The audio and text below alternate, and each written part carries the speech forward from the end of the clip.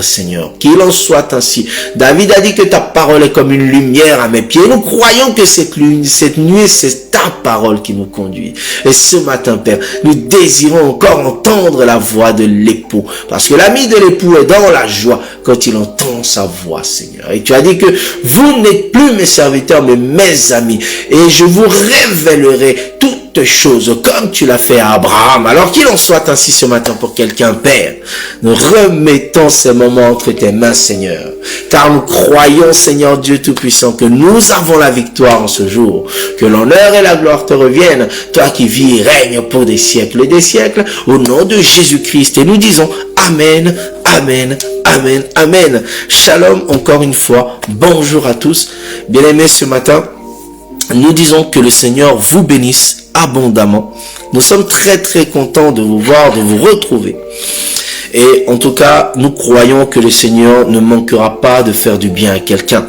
Alors nous sommes sur cette marche que nous allons continuer et nous parlons sur les éléments de la loi dont le chrétien aujourd'hui dans cette nouvelle alliance ne doit pas s'attacher. Les œuvres de cette loi-là. Parce que la Bible dit que celui qui s'attache aux œuvres de la loi est sous la malédiction. Or, nous croyons que les œuvres de la loi sont diverses. Et pour un résumé, la Bible nous enseigne que le Seigneur est la source de toutes choses et ce Dieu-là est unique et véritable. C'est-à-dire qu'il n'y a pas trois dieux en un, il n'y a pas trois dieux, mais il y a un seul Dieu véritable qui est notre Seigneur Jésus. Et Jacques nous dit que si tu crois qu'il y a un seul Dieu, tu le fais bien parce que les démons croient aussi qu'il y a un seul Dieu. Donc comprenez que même les démons croient qu'il y a un seul Dieu, qu'il n'y a pas trois dieux, qu'il n'y a pas de Trinité. Donc comprenez que celui qui marche avec cet enseignement, cette pensée que Dieu est une Trinité est pire qu'un démon. Vous voyez, vous connaissez la condition du démon. Il est conditionné pour finir dans les temps de feu. Donc celui qui croit en ces choses, comprenez qu'il est pire qu'un démon. Cela veut dire qu'il est conditionné aussi pour être dans les temps de feu. Voilà pourquoi le Seigneur vient nous éclairer. Et Paul nous explique qu'il y a un seul Dieu, une seule foi, bien-aimé. Et il nous dit que ce Dieu-là est source de toutes choses. Ce Dieu-là est au-dessus, au milieu et en le peuple. Et nous avons dit que Dieu en dessous, c'est celui qui règne. C'est-à-dire celui qui est fort, puissant. Celui qui domine.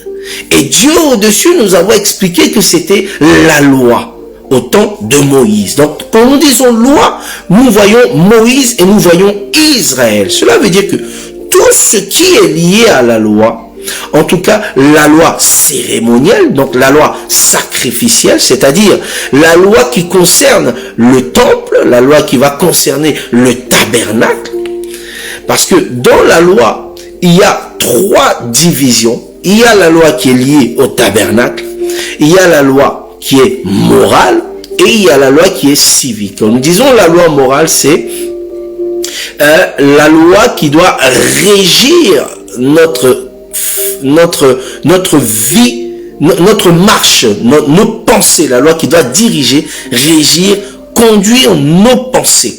Il y a cette loi aussi qui fait partie de toute la loi, c'est la loi civique, comme on dit, c'est la loi qui permet de pouvoir vivre en communauté. Vous voyez?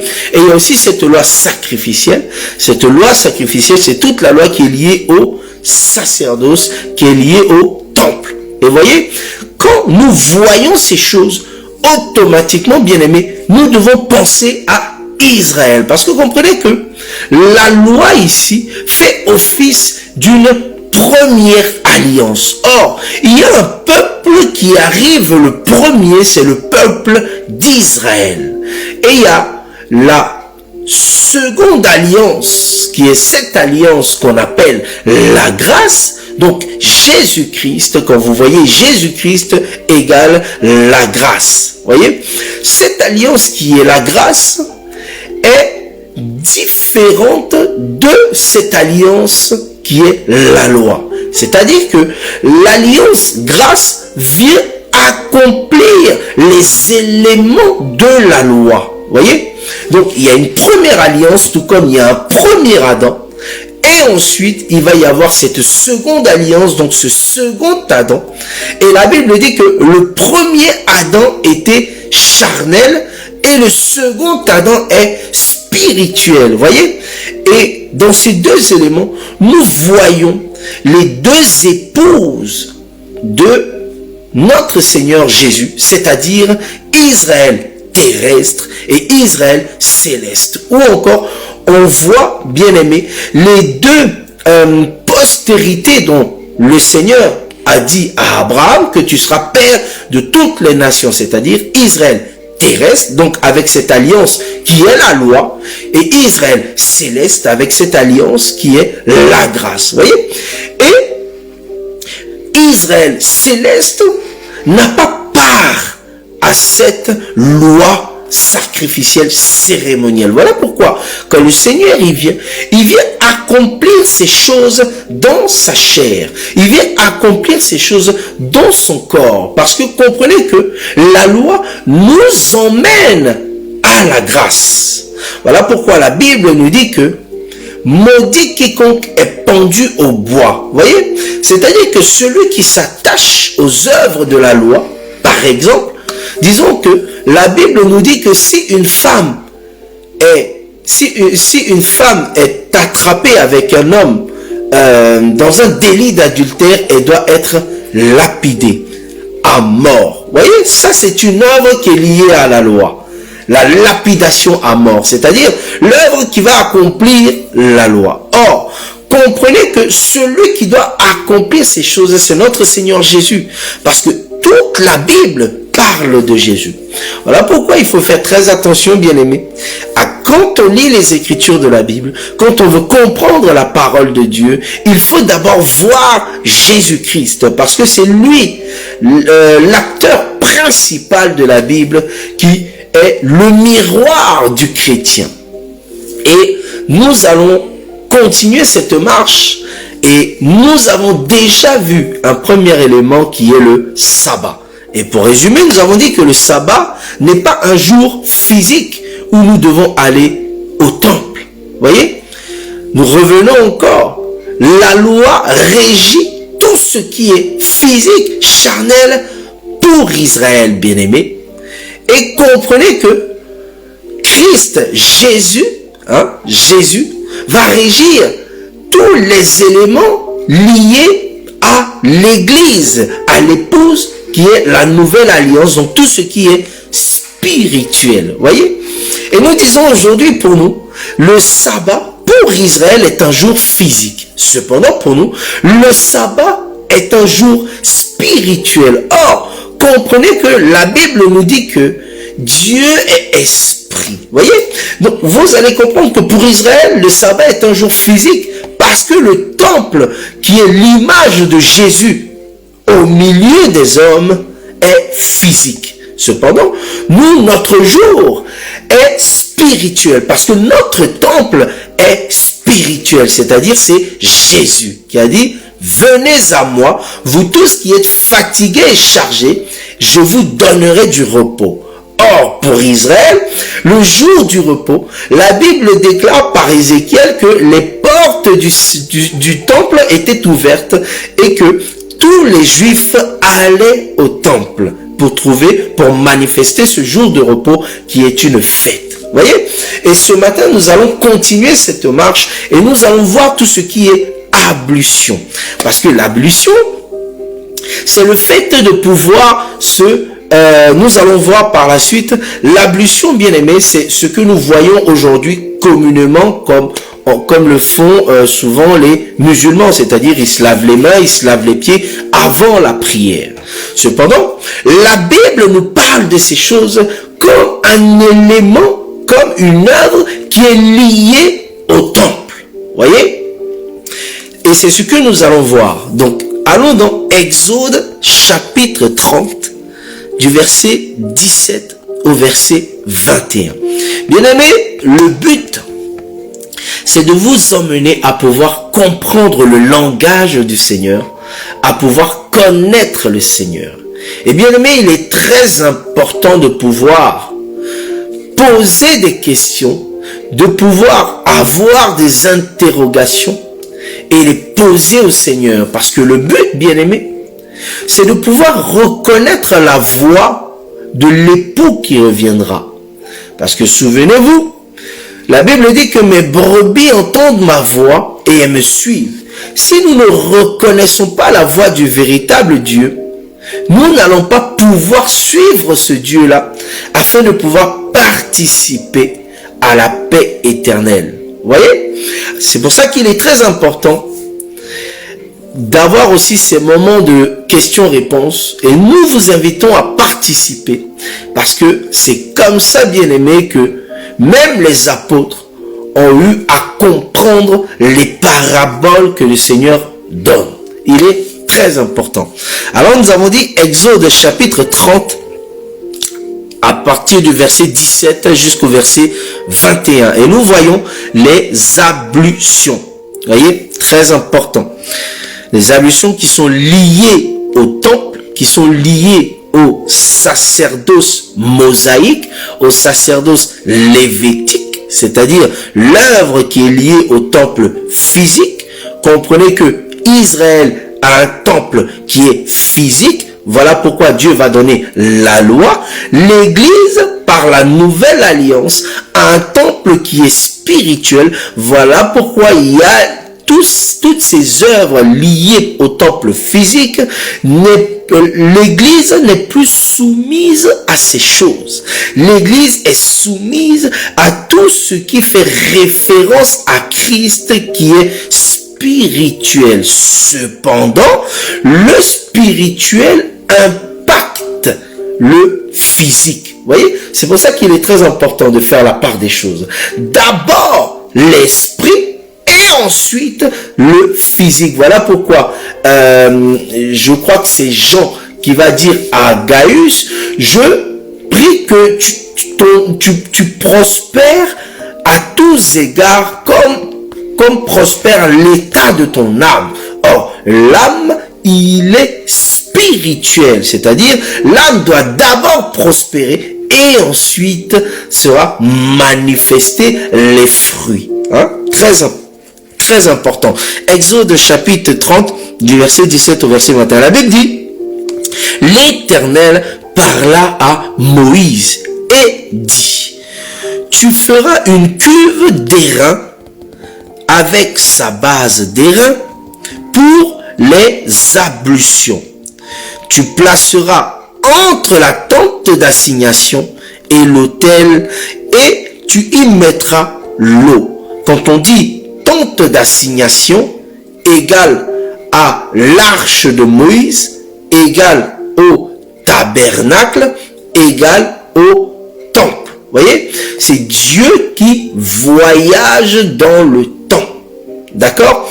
Et c'est Dieu au milieu du peuple qui aujourd'hui est égal à Jésus l'Emmanuel. D'accord?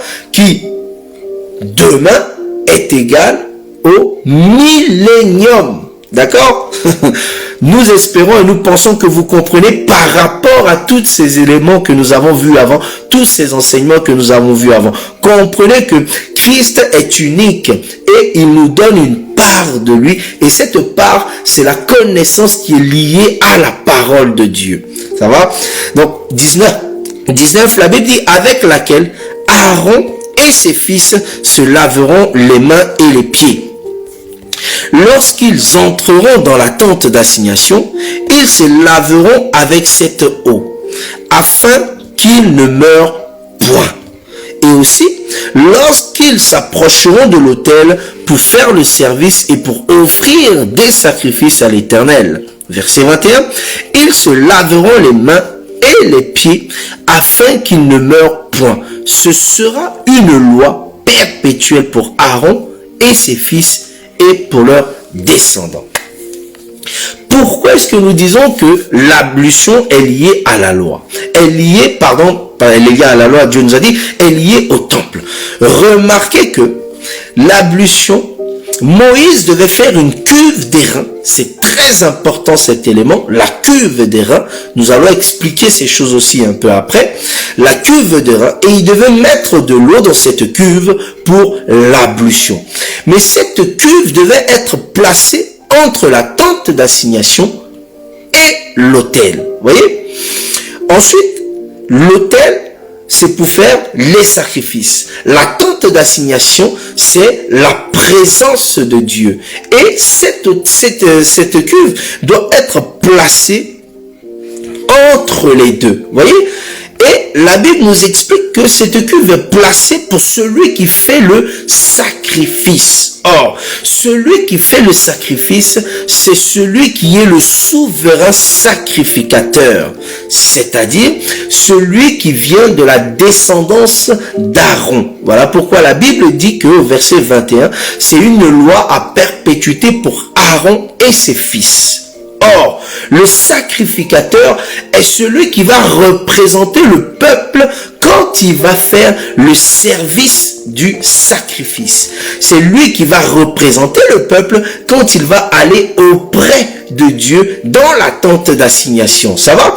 Donc, c'est pour cela que vous allez comprendre que cette loi est liée au temple. D'accord? Mais la Bible nous dit ici que cette loi ici, c'est pour se laver afin de ne point mourir quand nous nous approchons de Dieu. Vous voyez, c'est très important, hein, tous ces éléments. La Bible dit que Moïse doit faire une cuve d'airain. Une cuve d'airain. C'est pas une cuve en or, c'est pas une cuve en ferraille, mais c'est une cuve d'airain. Par rapport à Dieu, il y a une signification et un langage à comprendre. Dans cette cuve, il doit y avoir de l'eau. Cette eau sert pour se laver. Pourquoi? Pour que quand nous nous approchons de Dieu, ou disons quand Aaron et ses fils s'approchent de Dieu, ils ne meurent point. Pourquoi? Parce que quand ils s'approchent de Dieu, bien-aimé, il doit être pur. Or, cette eau qui est dans cette cuve d'airain permettait à ce que ce sacrificateur soit pur, c'est-à-dire qu'il soit lavé. Ça va? Et en étant lavé, approchant de Dieu, il ne meurt point. Faisant le sacrifice, il ne meurt point. Mais remarquez un élément très important. Ici, Moïse nous dit qu'ils doivent se laver les mains et les pieds. Vous voyez? Se laver les mains et les pieds, Moïse nous explique que il devait se laver. C'est très important, se laver. Vous allez voir que se laver les mains et les pieds, Moïse considérait et déclarait qu'ils étaient purs. C'est un élément très important, les mains et les pieds. Pourquoi est-ce que Moïse nous dit que si on se lave que les mains et les pieds, nous sommes purs devant le Seigneur? C'est un élément très important. Nous allons expliquer ces choses. Mais remarquez un autre témoin, une autre écriture qui va nous confirmer ces choses. Exode chapitre 40. Exode chapitre 40. Exode chapitre 40. À partir du verset 30. Et nous allons nous arrêter au verset 32. La Bible dit, il plaça la cuve entre la tente d'assignation et l'autel. Ici, c'est Moïse qui exécute ce que Dieu avait donné comme loi. Ça va? Et il mit de l'eau pour les ablutions. Moïse, Aaron et ses fils s'y lavèrent les mains et les pieds lorsqu'ils entrèrent dans la tente d'assignation et qu'ils s'approchaient de l'autel. Ils se lavèrent comme l'Éternel l'avait ordonné à Moïse. Voyez, Dieu donne cette loi. Moïse et Aaron, qui est le souverain sacrificateur, et et ses fils, qui sont la descendance, c'est-à-dire la postérité d'Aaron, c'est-à-dire ceux qui vont prendre la relève quand Aaron va mourir, ils exécutent selon ce que le Seigneur a dit. Vous voyez? C'est-à-dire, pour entrer auprès de Dieu, ils doivent se laver les mains et les pieds. Faisant cela, bien-aimés, ils ne mourraient point. Vous allez voir, nous allons voyager.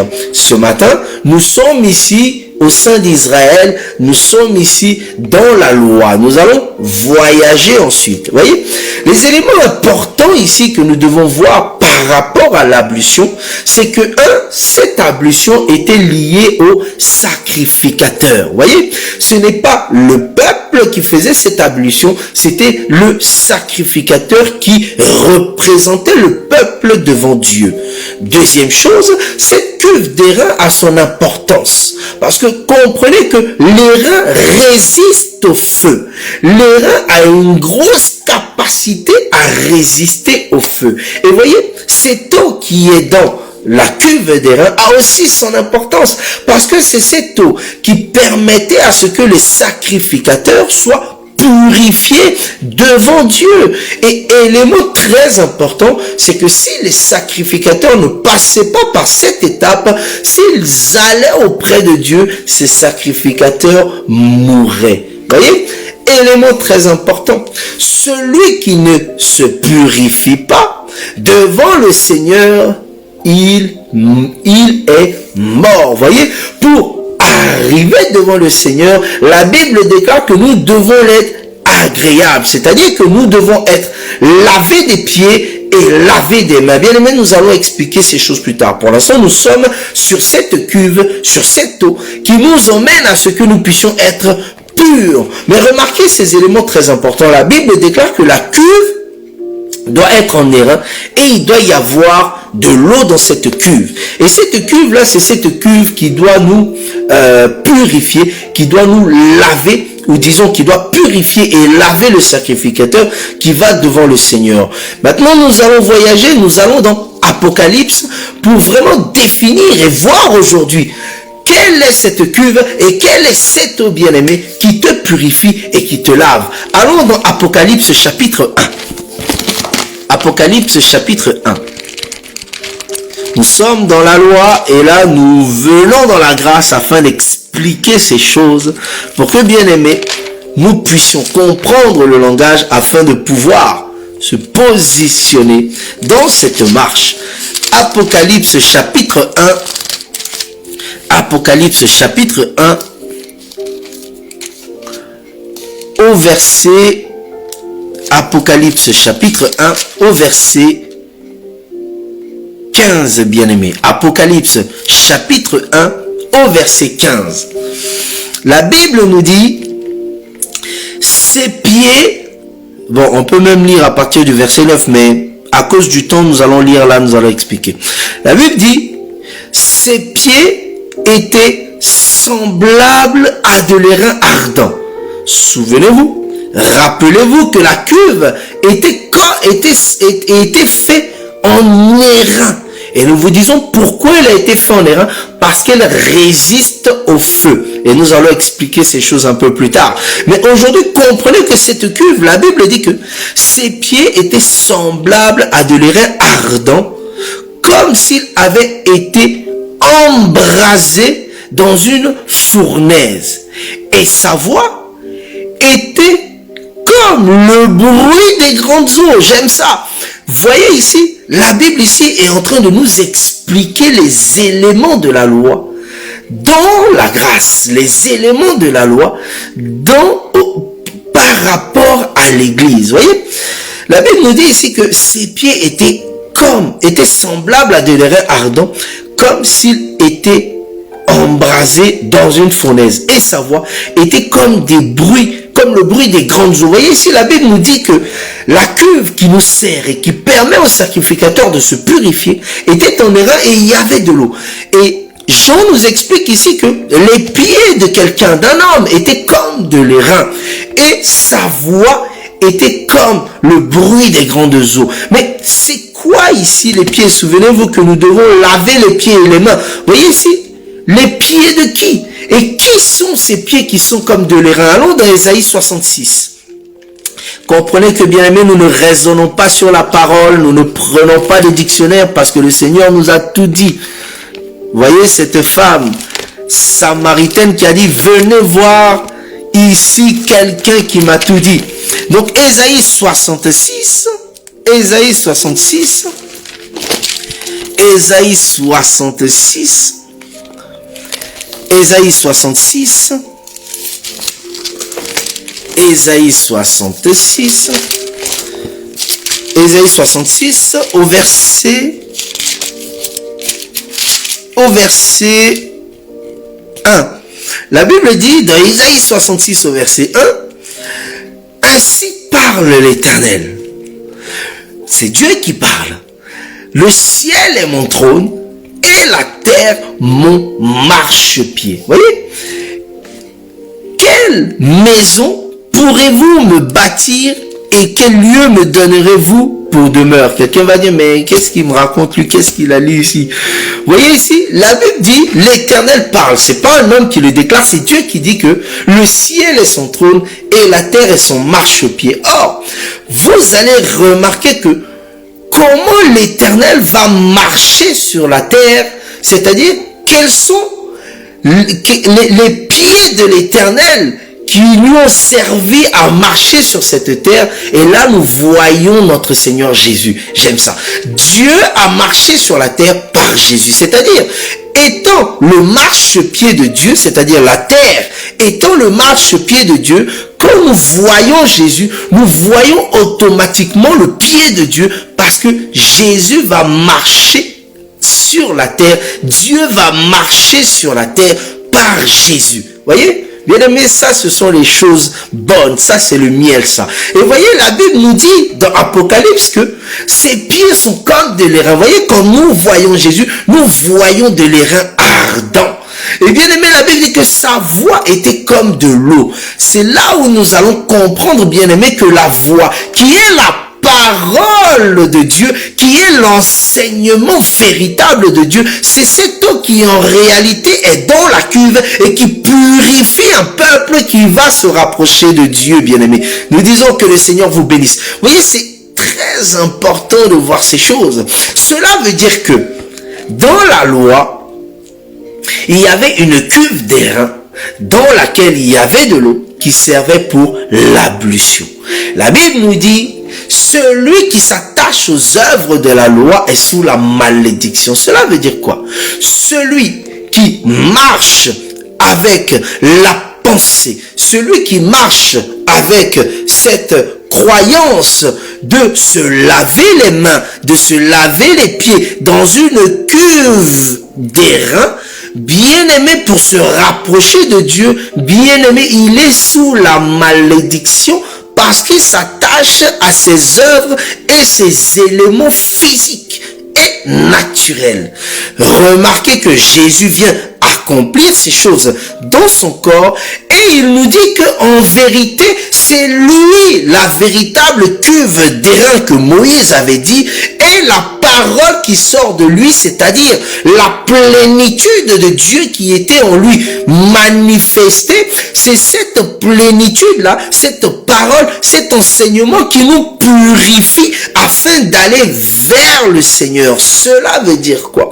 Cela veut tout simplement dire que celui qui marche avec la foi en Christ et qui marche selon la parole de Dieu, bien aimé, celui-là est purifié devant le Seigneur. C'est-à-dire, il n'a plus besoin de se laver les mains, il n'a plus besoin de se laver les pieds dans une cuve parce que le Seigneur nous a affranchis de ces choses physiques et il nous emmène vers des hauts lieux, c'est-à-dire des lieux spirituels, de telle sorte à ce que nous ayons le regard sur celui qui est l'unique, le véritable, le premier parmi tous, Jésus-Christ, la véritable cuve d'airain pour toi ce matin, bien-aimé.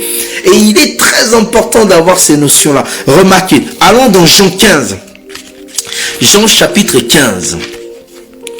Jean chapitre 15. Nous allons bientôt prier, bien-aimés. Jean chapitre 15. Jean chapitre 15, du verset 1, à partir du verset 1. Nous allons, établir ces choses par la parole, bien-aimés. Confirmer ces choses que nous disons. La Bible dit, je suis le vrai cep. Ici, qui parle? Jésus parle. Il dit, et mon Père est le vigneron. Le vigneron, c'est celui qui va s'occuper de la cèpe. La cèpe, c'est là où il y a, c'est la vigne, en fait, si vous voulez. Et il dit, au verset 2, tout sarment qui est en moi, le sarment, c'est toi, c'est moi, bien-aimé, c'est la branche. Tout sarment qui est en moi et qui ne porte pas de fruits, il le retranchera. Tout sarment qui porte du fruit, il l'émonde afin qu'il porte plus de fruits. C'est-à-dire, toi, si tu ne portes pas de fruits, c'est-à-dire, si tu n'es pas collé au véritable cep, Jésus-Christ, attaché à lui, bien aimé, tu ne pourras pas porter du fruit, mais tu seras retranché. Tandis que celui qui est attaché à Christ, Jésus, qui est le véritable cep, celui-là, il sera taillé de telle sorte à ce qu'il puisse produire encore davantage de fruits. C'est en cela que Dieu dit que à celui qui n'en a pas, on lui ôtera, à celui qui en aura, on lui donnera. Ça va? Et au verset 3, la Bible dit, déjà, vous êtes purs à cause de la parole que je vous ai annoncée. Alléluia. J'aime ça, bien-aimé. La Bible dit, demeurez en moi et je demeurerai en vous, comme le sarment ne peut de lui-même porter du fruit, il ne demeure attaché au cep.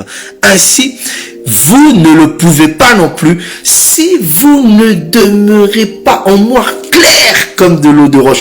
Clair, bien-aimé, comme la Bible nous dit. Si nous ne demeurons pas en Dieu, bien-aimé, si nous ne sommes pas attachés à Dieu et que nous ne pratiquions pas les œuvres de l'Éternel, si nous ne sommes pas attachés à Dieu afin d'avoir la semence, c'est-à-dire l'enseignement véritable, bien-aimé, nous ne pourrons jamais porter de fruits, c'est-à-dire nous ne pourrons pas être purs devant le Seigneur. Et bien-aimé, en cela, bien-aimé, nous n'allons pas manifester véritablement la gloire, véritablement l'autorité, véritablement ce que Dieu nous a réservé dans l'accomplissement de son testament. Prenons encore une autre écriture et nous allons terminer là. 1 Pierre chapitre 11. 1 Pierre chapitre 11, nous disons que le Seigneur vous bénisse abondamment. 1 Pierre chapitre 11. 1 Pierre chapitre 11. Pardon, 1 Pierre chapitre 1, pardon. 1 Pierre chapitre 1 à partir du verset 22. Ou même, on peut même lire avant. À partir du verset 21, on va dire ça comme ça. La Bible dit, par lui, comprenez que c'est par Jésus-Christ, vous croyez en Dieu. Bien évidemment, il dit qu'il a ressuscité des morts et lui a donné la gloire, en sorte que votre foi et votre espérance repose sur Dieu. Verset 21. Ayant purifié vos âmes en obéissant à la vérité pour avoir l'amour fraternel sincère. Aimez-vous ardemment les uns les autres de tout votre cœur. Vous voyez, bien aimé, ici, Christ Jésus nous purifie, bien aimé. Il purifie nos âmes en obéissant à la vérité, bien aimé. Vous voyez, très important ce que nous avons dit. L'âme doit être d'abord purifiée. L'âme doit être d'abord remplie de l'enseignement de Dieu. L'âme doit être d'abord accrochée, attachée à Christ, afin que, bien aimé, au nom puissant de Jésus, nous puissions porter du fruit et être agréable devant Dieu, être lavé, pur et saint devant Dieu. Qu'il en soit ainsi, bien-aimés. Nous disons que le Seigneur vous bénisse. Très important, bien-aimés. Comprenez que nous ne devons pas nous attacher à ces éléments physiques, ces éléments charnels, parce que tout est en Christ, bien-aimés. Et la Bible déclare que Christ est esprit, et celui qui s'approche de lui, qui s'approche en esprit et en vérité, c'est-à-dire qu'il doit avoir d'abord premièrement le désir de pouvoir rendre son âme pure, de pouvoir positionner son âme devant le Seigneur afin qu'il puisse le purifier par l'enseignement, par la marche véritable, par la marche véritable qui est la pratique de la doctrine véritable du Seigneur. Bien-aimés, nous disons que le Seigneur vous bénisse. Nous allons prier ce matin. Et nous allons élever la voix, nous allons dire merci au Seigneur pour cette parole.